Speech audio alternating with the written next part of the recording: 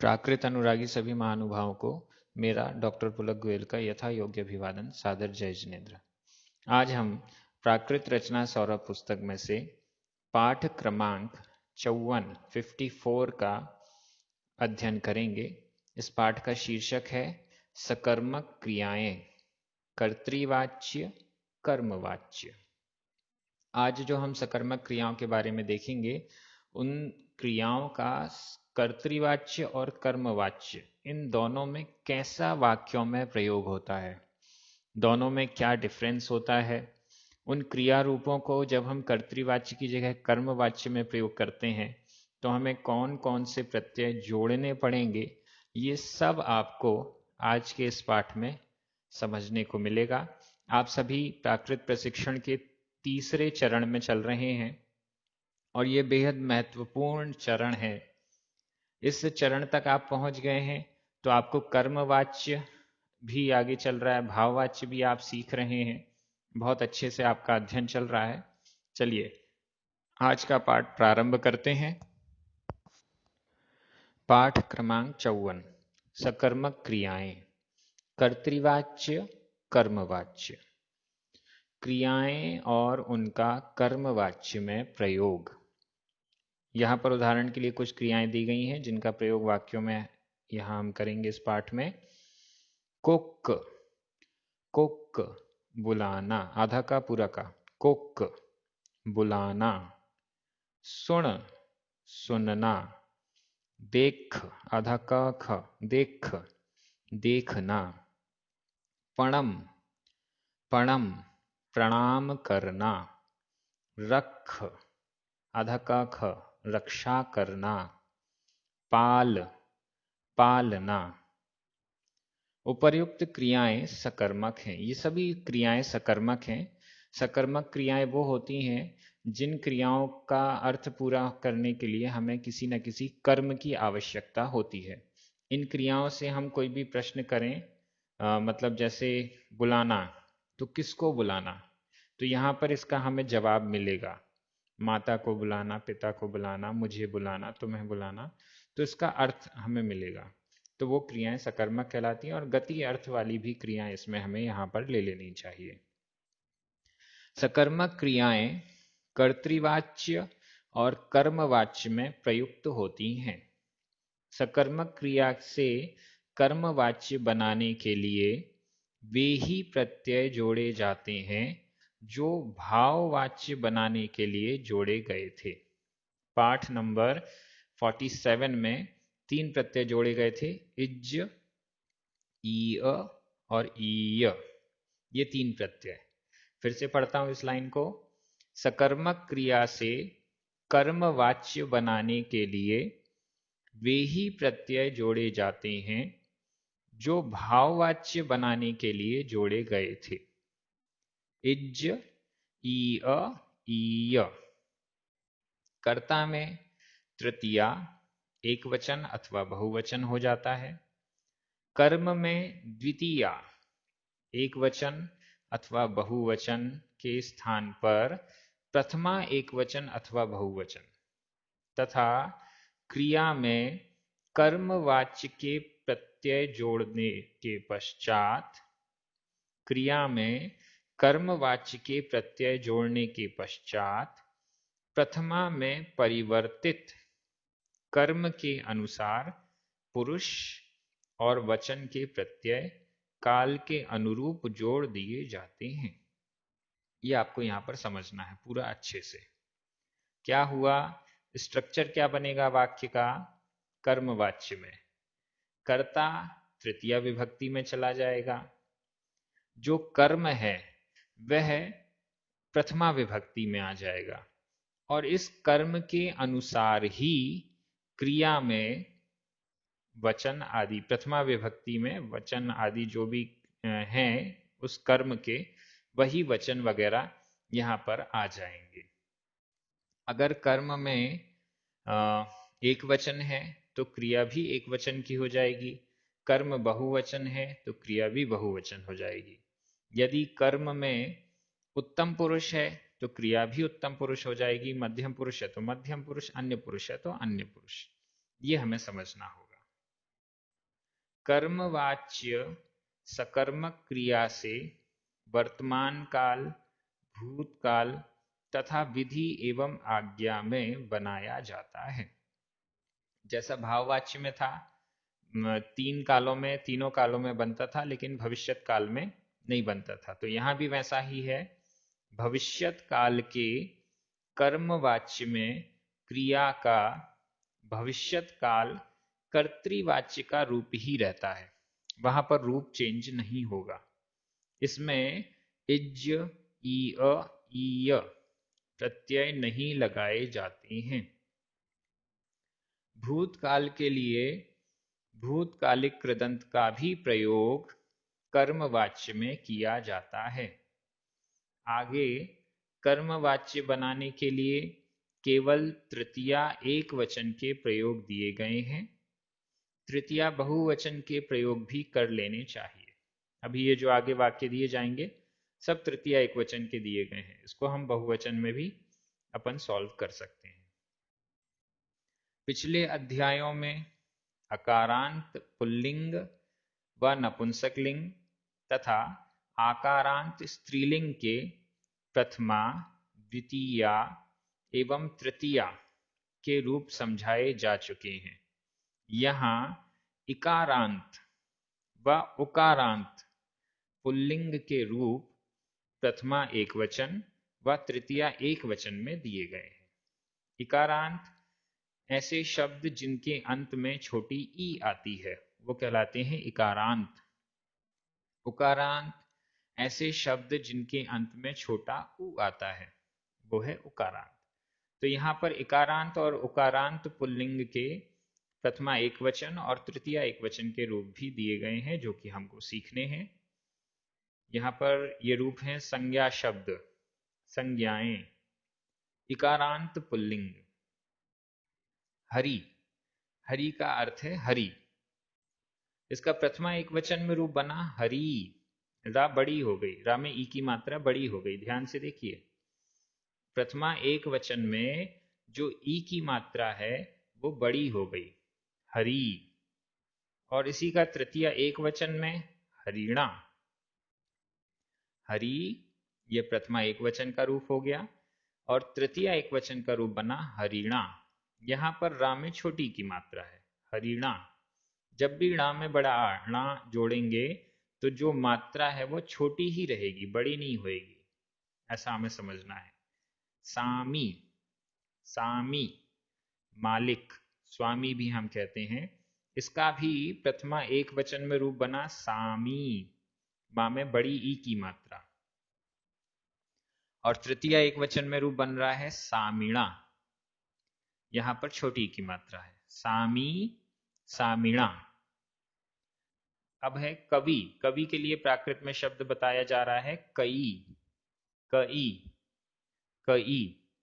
और इसका प्रथमा एक वचन का रूप बनेगा कई, बड़ी ई हो गई यहां भी, कई।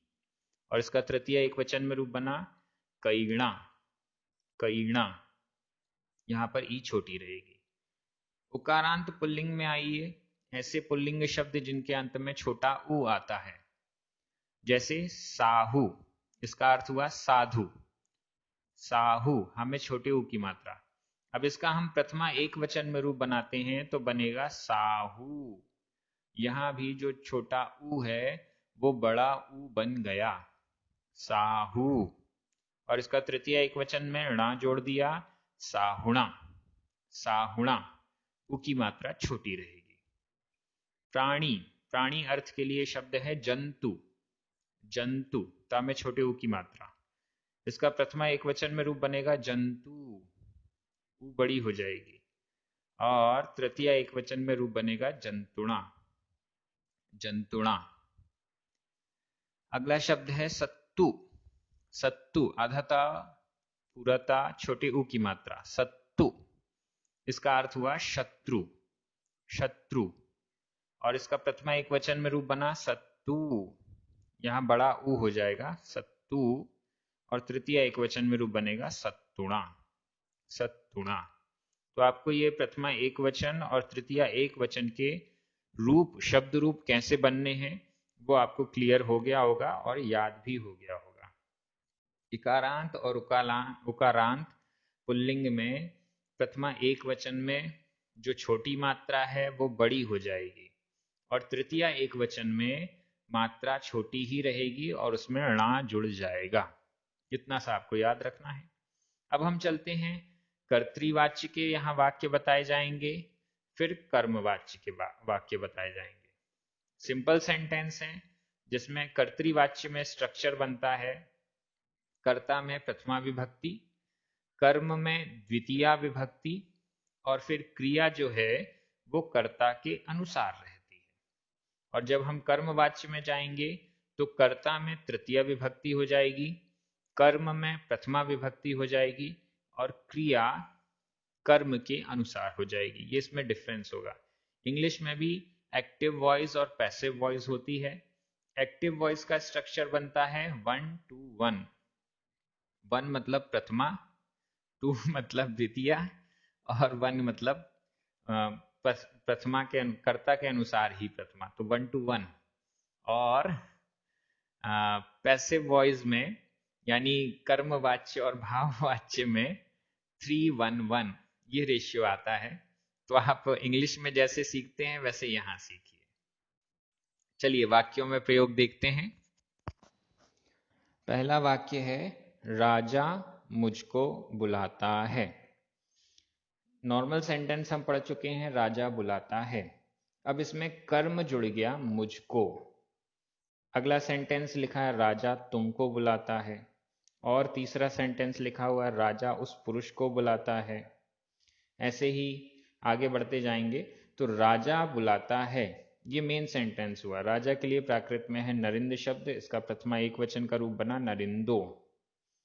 बुलाता है, बुलाने के लिए क्रिया है कोक्क और इसमें वर्तमान काल अन्य पुरुष एक वचन का ई ए दीदे जोड़ दीजिए तो कुक्कई कुक्कदी इत्यादि ये सब रूप बन जाएंगे।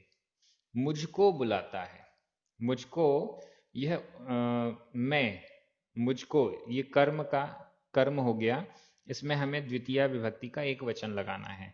तो अम्ह जो सर्वनाम है उस सर्वनाम का द्वितीय एक वचन का रूप है ममम, मम, मी। ये 3 विकल्प होते हैं, ये हम पहले वाले पिछले पाठों में पढ़ चुके हैं। तो वाक्य बन गया नरिंदो ममम मम्मी कुक्कई इत्यादि, राजा मुझको बुलाता है। अब इसी का जब हम कर्मवाच्य बनाएंगे तो सेंटेंस बन जाएगा राजा के द्वारा मैं बुलाया जाता हूं। ये डिफरेंस है। हिंदी में भी वो डिफरेंस आपको समझ में आ रहा है। राजा मुझको बुलाता है और कर्मवाच्य में बनेगा राजा के द्वारा मैं बुलाया जाता हूं। ये आगे हम देखेंगे वो वाक्य बनेगा।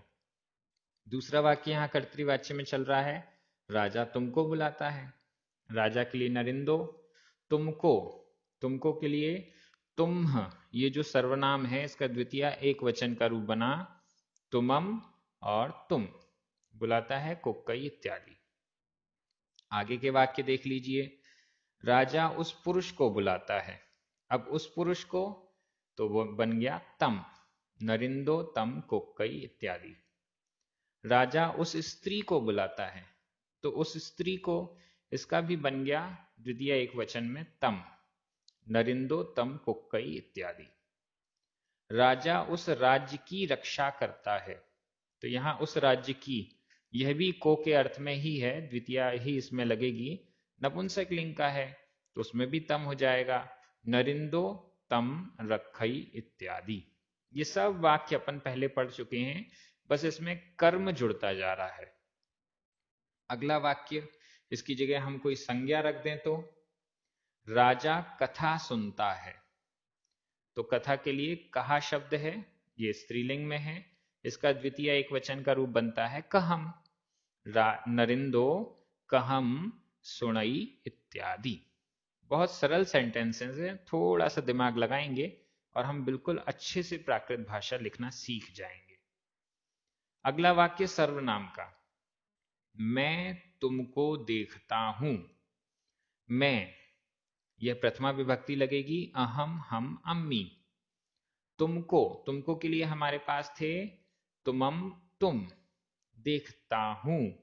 अब अहम के अनुसार ही लगना है, तो देखता हूं मैं वर्तमान काल उत्तम पुरुष एक वचन का क्रिया रूप लगना है मी। देख क्रिया में मी जोड़ दीजिए, देखमी इत्यादि। दूसरा वाक्य है तुम उसको देखते हो। तुम के लिए तुम में प्रथमा विभक्ति लगनी है, तुमम तुम तुह। उसको यहां द्वितीय विभक्ति लग गई, तम। देखते हो, अब ये जो क्रिया है देखते हो, यह तुम के अनुसार है, तो यहां पर वर्तमान काल मध्यम पुरुष एक वचन का रूप बनना है, देखसी इत्यादि। ये वाक्य इसलिए आपके सामने आ रहे हैं अलग अलग, जिससे आप समझ सकें, पहचान सकें कि कहां पर कौन सी विभक्ति लगनी है और कर्ता कौन सा है, कर्म क्या है और क्रिया किसके अनुसार चलनी है। इसलिए आपका ध्यान इसमें रहना जरूरी है। अगला वाक्य है वह मुझको देखता है। अब वह देखता है, सो देखई। मुझको देखता है, यहां पर ये कर्म हो गया, ममम मम्मी। वह मुझको देखती है, अब वह देखती है, सा देखई इत्यादि।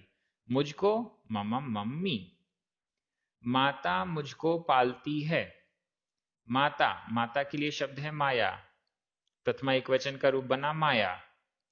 पालती है, पालई इत्यादि। किसको पालती है? मुझको, तो इसमें आ गया ममम मम्मी। माता तुमको पालती है, तो तुमम तुम। माया तुमम तुम पालई इत्यादि। मुझे लगता है ये सेंटेंसेस आपको बहुत अच्छे से समझ में आ रहे हैं और आज का पाठ भी आप बहुत अच्छे से समझ लेंगे। आगे चलते हैं। अब इन्हीं वाक्यों को हमें कर्मवाच्य में परिवर्तित करना है। यहां कर्मवाच्य वर्तमान काल एक वचन, कर्ता में तृतीय विभक्ति आएगी, कर्म प्रथमा विभक्ति का हो जाएगा और क्रिया परिवर्तित कर्म के अनुसार। इसका स्ट्रक्चर क्या बना? 3-1-1, तृतीय विभक्ति, फिर 1 कर्म जो है वो प्रथमा विभक्ति का, और उसी के अनुसार क्रिया भी 1 मतलब प्रथमा विभक्ति में। 3-1-1। वाक्य देखिए, राजा के द्वारा मैं बुलाया जाता हूं। राजा के द्वारा, इसमें तो लग जाएगी तृतीय विभक्ति। मैं, ये कर्म है, इसमें लगेगी प्रथमा विभक्ति। बुलाया जाता हूं, अब ये जो बुलाया जाता हूं ये मैं के अनुसार है। अगर इसको हमने मैं की जगह तुम कर दिया, जैसे अगले सेंटेंस में आप देख रहे हैं, राजा के द्वारा तुम बुलाए जाते हो। मैं बुलाया जाता हूं, तुम बुलाए जाते हो, तो ये वाक्य कर्मवाच्य का है। यहां कर्म के अनुसार क्रिया में परिवर्तन हो रहा है। मैं बुलाया जाता हूं, तुम बुलाए जाते हो, वह बुलाया जाता है, वह बुलाई जाती है। इन सब में डिफरेंस है। कर्म बदलता जा रहा है तो क्रिया भी उस कर्म के अकॉर्डिंग होती जाती है। अब देखिएगा, राजा के द्वारा, नरिंद शब्द है, इसमें तृतीय विभक्ति का एक वचन, नरिंदेण नरिंदेणम। राजा के द्वारा, मैं, यहां प्रथमा विभक्ति लगनी है, अहम हम अम्मी, ये हो गया मैं के लिए। बुलाया जाता हूं, बुलाना के लिए क्रिया है कोक। अब इस कोक क्रिया में हमें कर्मवाच्य में परिवर्तित करना है, तो हमारे पास 3 प्रत्यय हैं, इज, ई और ईय। ये 3 प्रत्यय, इज, ई और ईय, ये आप पहले पिछले पाठ में पढ़ चुके हैं। इनको क्रियाओं से कैसे जोड़ना है ये भी आप सीख चुके हैं। भाववाच्य में, भाववाच्य में और कर्मवाच्य में अंतर क्या समझ में आ रहा है आपको? जो क्रिया है भाववाच्य में वह हमेशा अन्य पुरुष एक वचन में थी, लेकिन यहां कर्मवाच्य में वो कर्म के अनुसार है। भाववाच्य में जहां पर कर्म नहीं था तो क्रिया अन्य पुरुष एक वचन में चली गई थी, लेकिन यहां कर्मवाच्य में कर्म के अनुसार वह क्रिया है। तो यहां इज, ई अ और ई य प्रत्यय जोड़ देने पर कोकिज, इसमें मी प्रत्यय जुड़ जाएगा क्योंकि ये अहम के अनुसार है, तो कोकिजमी, कोक्की अमी, कोक्की यमी इत्यादि ये सारे रूप बन जाएंगे। दूसरा वाक्य, राजा के द्वारा तुम बुलाए जाते हो। राजा के द्वारा नरिंदेण नरिंदेणम, तुम, इसमें प्रथमा विभक्ति लगी हुई है, तुमम तुम तुह। बुलाए जाते हो, बुलाए जाते हो, बुलाना के लिए क्रिया है कोक। अब इसमें इज, ई अ और ई य ये प्रत्यय जोड़ दीजिए, और फिर कर्म है यहां पर तुम, मतलब तुमम तुम तुह, तो ये मध्यम पुरुष है, तो यहां क्रिया में भी मध्यम पुरुष का एक वचन आना है। तो हमारे रूप बनेंगे कोकिजसी, कोक्की असी, कोक्की यसी इत्यादि, ऐसे रूप बन जाएंगे। आपको ये समझना है कि कहां पर कर्म के अनुसार क्रिया में क्या परिवर्तन हो रहा है। थोड़ा सा कठिन लग रहा होगा, लेकिन अगर ध्यान से देखेंगे, पुस्तक में भी देखिए, वीडियो में भी देखिए और समझने का प्रयास कीजिए। अगला वाक्य, राजा के द्वारा वह बुलाया जाता है। राजा के द्वारा नरिंदेण नरिंदेणम, वह बुलाया जाता है। ये वह मतलब पुल्लिंग में है, इसका प्रथमा एक वचन में रूप बना सो। बुलाया जाता है, कुक क्रिया में इज, ईय ये प्रत्यय जोड़ दीजिए, और अन्य पुरुष एक वचन में ये बनना है क्योंकि सो यह अन्य पुरुष का है, तो ई ए दीदे जोड़ दीजिए, कुकी जई, कुकी अई, कुकी यई इत्यादि। अगला वाक्य, राजा के द्वारा वह बुलाई जाती है। वह बुलाई जाती है, तो ये स्त्रीलिंग हो गया। राजा के द्वारा नरिंदेण नरिंदेणम, वह, स्त्रीलिंग में प्रथमा एक वचन का रूप बना सा, और यह भी अन्य पुरुष की है, तो क्रिया भी अन्य पुरुष का वापस बनेगा, कोकिजई, कोकी अई, कोकी यई इत्यादि ये रूप बन जाएंगे। अगला वाक्य है, राजा के द्वारा वह राज्य रक्षा किया जाता है। वह राज्य, यह नपुंसकलिंग का हो गया। नपुंसकलिंग प्रथमा एक वचन में बना तम, नरिंदेण नरिंदेणम, तम रक्षा किया जाता है, रख क्रिया से इज ईय प्रत्यय जोड़ने पर रखिजई, रखी अई इत्यादि ये वाक्य बन जाएगा। अगला वाक्य, राजा के द्वारा कथा सुनी जाती है। राजा के द्वारा कथा, कथा यह कहा शब्द है, स्त्रीलिंग में है और सुनी जाती है, तो राजा के द्वारा नरिंदेण नरिंदेणम, कथा कहा, प्रथमा विभक्ति एक वचन, इसमें भी बना कहा। अब इसमें सुनी जाती है, सुन क्रिया से इज ईय वगैरह जोड़ दीजिए और अन्य पुरुष एक वचन का ईय दीदे प्रत्यय जोड़ दीजिए, सुनी जई, सुनी अई, सुनी यई इत्यादि ये वाक्य बनता जाएगा। अगला वाक्य है, मेरे द्वारा तुम देखे जाते हो। मेरे द्वारा यह तो कर्ता हो गया, इसमें तृतीय विभक्ति लगनी है। तुम यह कर्म है, इसमें प्रथमा विभक्ति लगनी है, और तुम के अनुसार ही क्रिया है देखे जाते हो।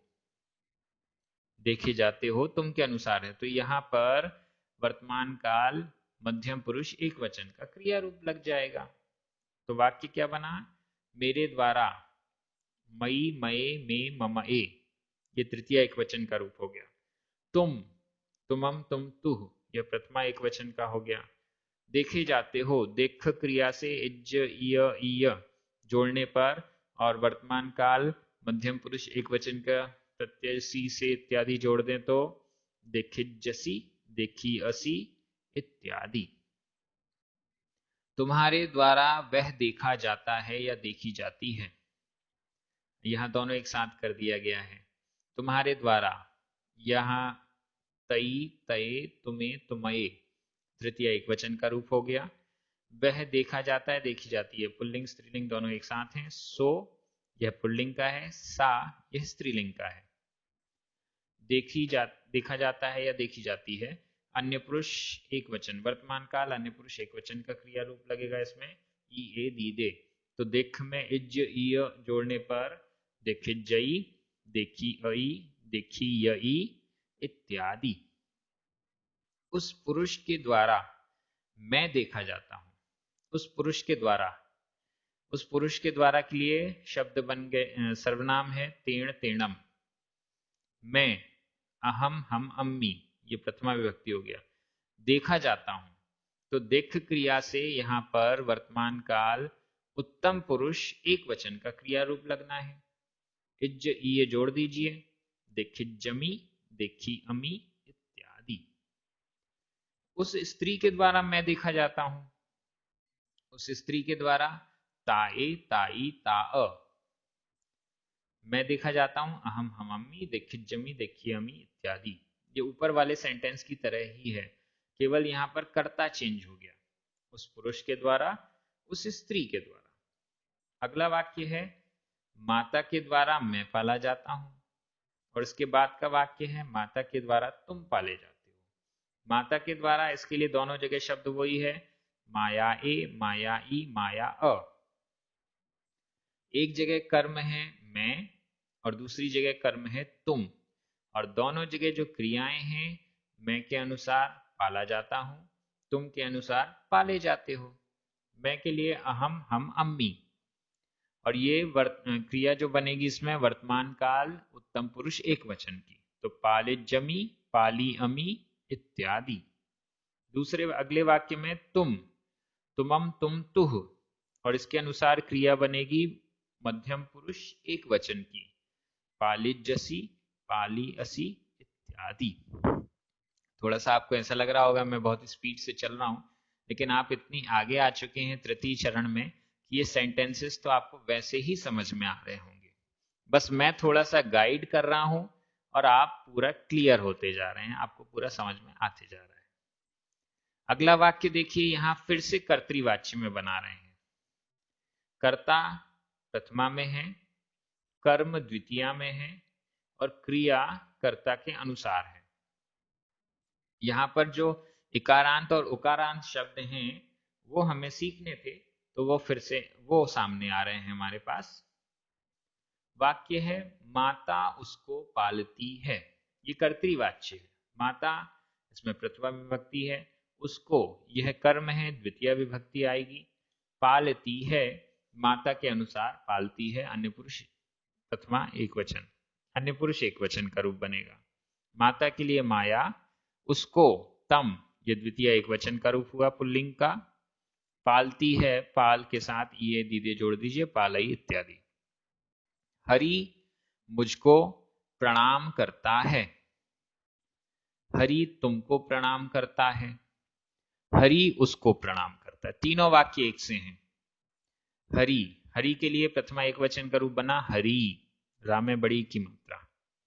मुझको, तुमको, उसको प्रणाम करता है, प्रणाम करता परम क्रिया से वर्तमान काल अन्य पुरुष एक वचन का ये दीदे जोड़ दीजिए, पणमयी इत्यादि।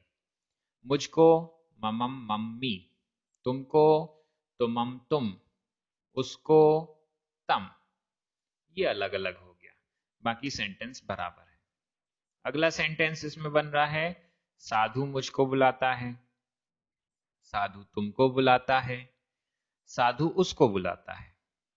तो साधु के लिए शब्द है साहू, और इसका प्रथमा एक वचन का रूप बना साहू, हमें बड़े ऊ की मात्रा।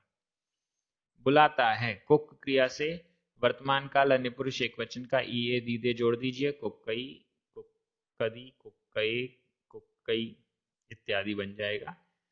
मुझको ममम मम्मी, तुमको तुमम तुम, उसको पुल्लिंग में है तम।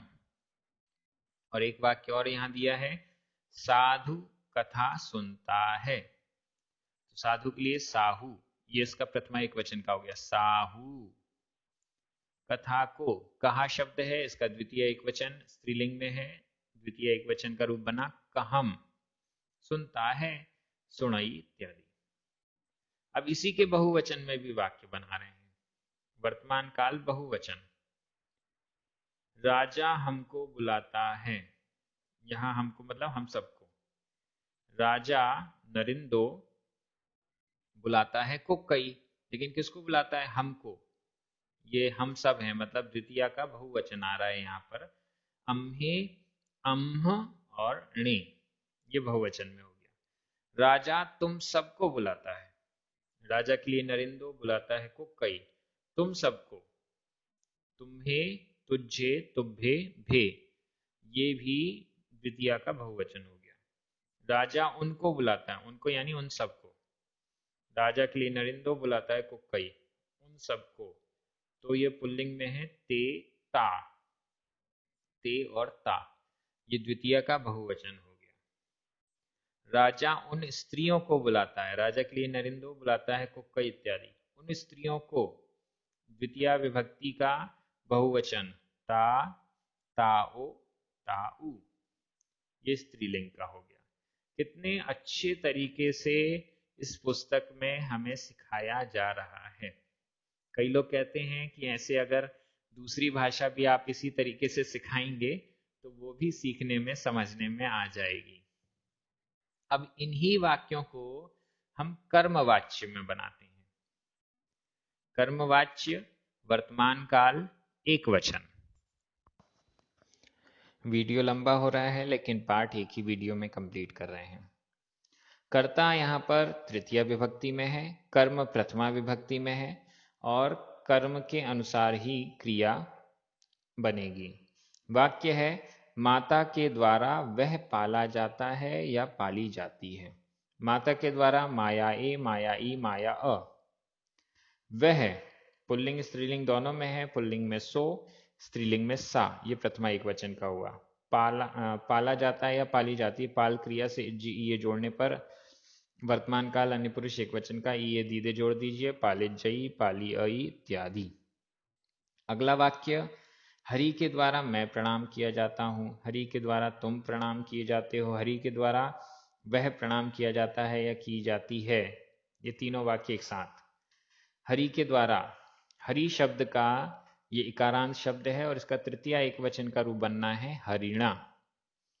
हरिणा, हरि के द्वारा। मैं प्रणाम किया जाता हूं, मैं के लिए अहम, हम, अम्मी। अब इसके अनुसार ही क्रिया भी वर्तमान काल उत्तम पुरुष एक वचन की बनेगी, तो उसमें मी प्रत्यय जुड़ेगा। पड़म क्रिया से इज्ज, ईय इत्यादि जोड़ने पर पड़मिज्ज और मी जोड़ दें, पड़मिज्जमी, पड़मी अमी इत्यादि। तुम प्रणाम किए जाते हो, तुम के लिए तुमम, तुम तुह, और इसके अनुसार ही क्रिया में मध्यम पुरुष एक वचन का रूप बनेगा, पड़मिज्जसी, पड़मी असी इत्यादि। तीसरा वाक्य इसमें था, अगला वाक्य था, वह प्रणाम किया जाता है, की जाती है, तो वह पुल्लिंग में सो और स्त्रीलिंग में सा। इसके अनुसार ही क्रिया में अन्य पुरुष एक वचन का ई ए दीदे लगेगा, पड़मिज्जई, पड़मी अई इत्यादि। अगले वाक्य, साधु के द्वारा मैं बुलाया जाता हूं। साधु के द्वारा तुम बुलाए जाते हो। साधु के द्वारा वह बुलाया जाता है। साधु के द्वारा साहू शब्द में तृतीया एक वचन का रूप बना साहुणा। साहुणा, मैं बुलाया जाता हूं, मैं के लिए अहम, हम, अम्मी, और इसके अनुसार ही वर्तमान काल उत्तम पुरुष एक वचन का बनेगा, कोक्किजमी, कोक्की अमी इत्यादि। तुम बुलाए जाते हो, तुमम, तुम तुह, इसके अनुसार ही वर्तमान काल मध्यम पुरुष एक वचन का, कोक्किजसी, कोक्की असी इत्यादि। वह पुल्लिंग और स्त्रीलिंग दोनों में सो और स्त्रीलिंग में सा। बुलाए जाते हो, बुलाई जाती हो, अन्य पुरुष वर्तमान काल अन्य पुरुष एक वचन, कोक्किजई, कोक्की अई इत्यादि। साधु के द्वारा कथा सुनी जाती है। साधु के द्वारा साहुणा, कथा, कहा, यह प्रथमा एक वचन का रूप हुआ। सुनी जाती है, सुन क्रिया से ये जोड़कर अन्य पुरुष एक वचन में सुनिजई, सुनी अई इत्यादि। अब इसी को बहुवचन में बना दीजिए। राजा के द्वारा हम बुलाए जाते हैं। राजा के द्वारा तुम बुलाए जाते हो। राजा के द्वारा वे बुलाए जाते हैं। राजा के द्वारा वे बुलाई जाती हैं। राजा के द्वारा नरिंदेण। हम बुलाए जाते हैं। हम, यहाँ प्रथमा का बहुवचन लग रहा है, अम्हे और वयम। अब इसके अनुसार जो क्रिया है वह भी उत्तम पुरुष बहुवचन में जा रही है। मो मु म ये 3 प्रत्यय लगते हैं, इज ये जोड़ दीजिए, कोकिज्जमो, कोक्की अमो इत्यादि।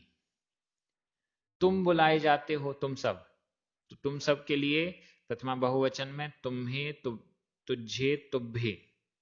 और क्रिया भी मध्यम पुरुष बहुवचन की, ह ध इत्था वाली। आपको याद आ रहा होगा पूरा, कुकिज्जह, कुकिअह इत्यादि। वे बुलाए जाते हैं पुल्लिंग में ते, और इसका क्रिया जो है वो अन्य पुरुष बहुवचन में जाएगी, इंते इंते इंती इंते इरे, कुकिज्जन्ति, कुकिअन्ति इत्यादि। अगला वाक्य स्त्रीलिंग में है, वे बुलाई जाती हैं। स्त्रीलिंग में प्रथमा एक वचन में बना ता, ताओ, ताऊ, और इन 3 तेरे जोड़ दीजिए, कोकिज्जन्ति, कोकियंती इत्यादि। वाक्य सारे हो गए। इसमें कुछ नोट हैं और कुछ टिप्पणियां हैं, वो भी अच्छे से समझ लीजिए और आज का पाठ आपका हो जाएगा। पाठ लंबा हो गया है लेकिन आपने अच्छे से समझ लिया है। नोट, इसी प्रकार कर्तृवाच्य में कर्म में द्वितीय बहुवचन को दूसरे वाक्यों में प्रयोग कर लेना चाहिए। यहाँ तो कम कम सेंटेंसेस दिए गए हैं और भी सेंटेंसेस आप बना सकते हैं। भूतकाल, विधि एवं आज्ञा काल में कर्मवाच्य बनाने के लिए क्रिया में कर्मवाच्य का प्रत्यय लगाने के पश्चात भूतकाल, विधि एवं आज्ञा के प्रत्यय लगाए जाते हैं, तीनों पुरुषों और दोनों वचनों में। यहाँ तो केवल वर्तमान काल बताया गया उदाहरण के लिए। इसी के अनुसार आपको भूतकाल और विधि एवं आज्ञा में भी वाक्य बनाने हैं। वो प्रैक्टिस आपको करनी है। अभ्यास के जो प्राकृत अभ्यास सौरभ में है उसमें जो वाक्य दिए गए हैं वो आपको सॉल्व करने हैं। पहली टिप्पणी, उपर्युक्त वाक्यों में इकारांत और उकारांत पुल्लिंग शब्दों का भी प्रथमा एक वचन और तृतीया एक वचन में प्रयोग किया गया है। पहला, इकारांत पुल्लिंग शब्दों में प्रथमा एक वचन बनाने के लिए जीरो प्रत्यय जोड़ने पर दीर्घ, जीरो का दीर्घ हो जाता है। जैसे छोटी ई है तो बड़ी ई हो जाती है, जैसे हरि का हरि। और तृतीय एक वचन बनाने के लिए णा प्रत्यय जोड़ा जाता है, हरि का हरिणा। एकदम इजी है।